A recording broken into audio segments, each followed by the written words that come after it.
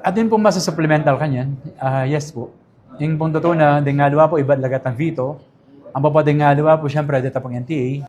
Yung pong munisipyo, lalo na po yung Tempo Legislative, willing kami pong magpasang ordinansa para nung nano po nga sa may po, karing mangailangan, lalo na po, karing apektado po, kayong crisis signing. Actually, mag-raise ko ping question sa niya pong public hearing, sabi ko pin, i-abeda na lang ring ding riders, din pong mag-deliver kaya uling. Siyempre, may tungla naman ka rin daily dudurot na po.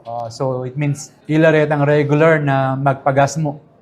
Magpagas mo rin. Aluwa mo ding tricycle driver, aluwa mo ding jeepney driver. At yung problema pa po, ding tricycle driver, uling sebyan ang dalang kumang prangkisa, uling ding ating prangkisa kano, ilang manikwang ayuda, may mirapal larugong kumang prangkisa ding tricycle driver, and then, may mili na naman pong dinanda. Actually, maging mabilis naman po nung pong dindalan lagat ang proseso eh.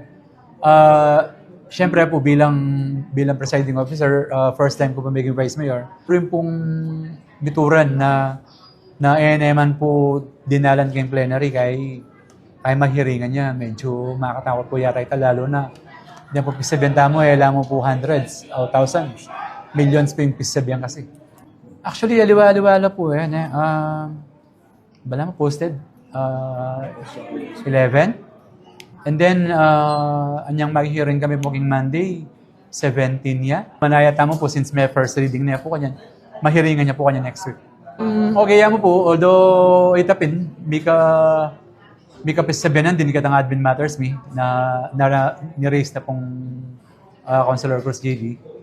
Pa man may first reading,